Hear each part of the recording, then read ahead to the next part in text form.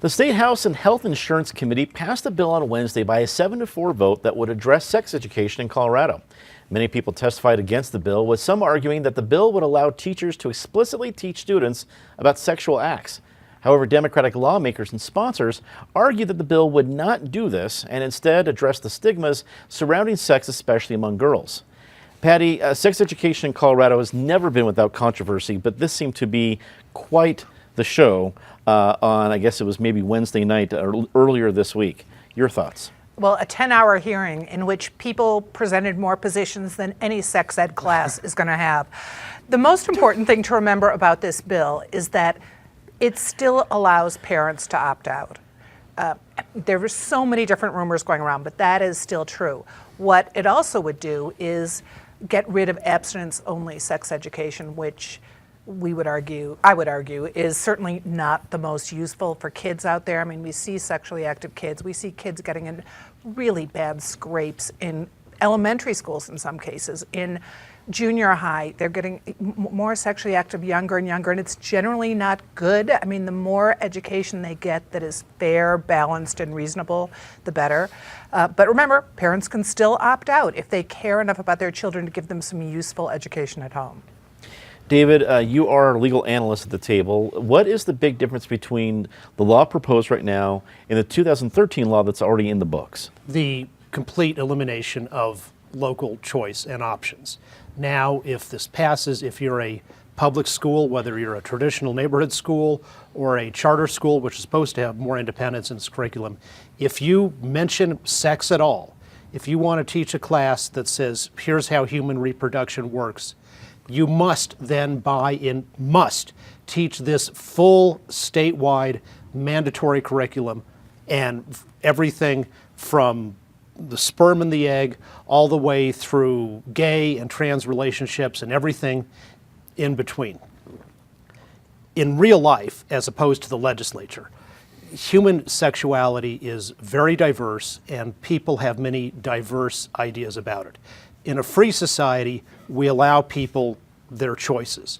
In a totalitarian society, there is no choice and pure indoctrination on one side. And people have appropriately criticized the so-called religious right for trying to jam down its one particular view of human sexuality and everybody else. This is the same thing from the hard left. There's going to be one way to think about it. Despite everything we say in the Colorado Constitution about local control, everybody is going to be taught this way and indoctrinated in a particular thing. Yes, the students can opt out. By the way, they can opt out only of official sex ed classes.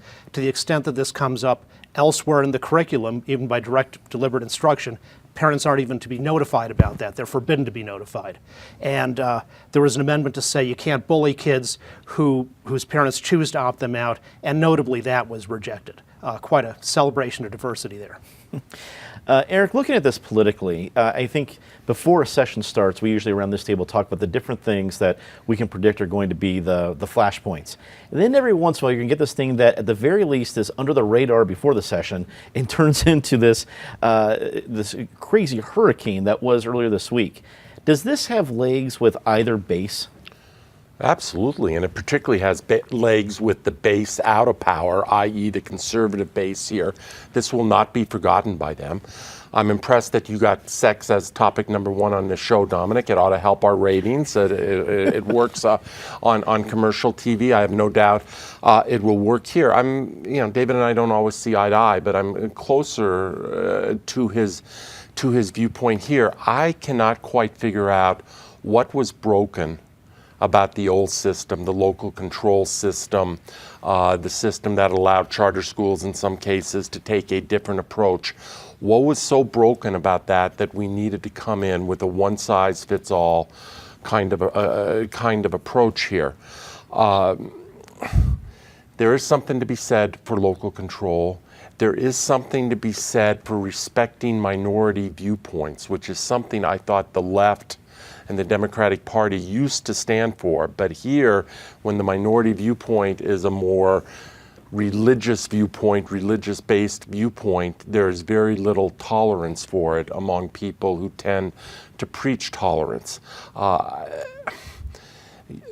That is not my personal orientation, the religious viewpoint, but it goes to show the increasing divide in this country. We talk about the red-blue divide, but it's largely a secular versus religious divide, and has become increasingly so over recent years.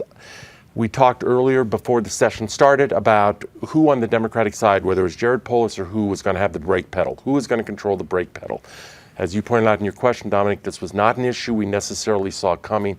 It is a flashpoint issue, and it shows me that really no one is riding the brake pedal within the Democratic caucus or the Democratic administration right now.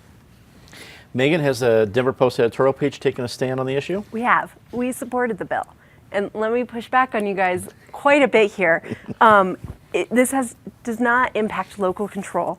There is no mandatory curriculum across the state. What there are very thoughtful state standards that have been developed over years for what they think kids should know about human sexuality. And it's by grade level, right? So there's a curriculum for what you should learn in preschool, and it is age appropriate. And then when you get into high school, it's age appropriate for high schools. And it's not a curriculum, it's standards for what kids should learn.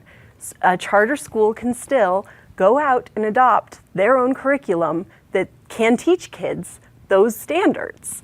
The standards are things like teaching women that there are risks involved with being sexually active. But if you choose to be sexually active, here are some of the things that you can do to decrease the risks of STDs or pregnancy.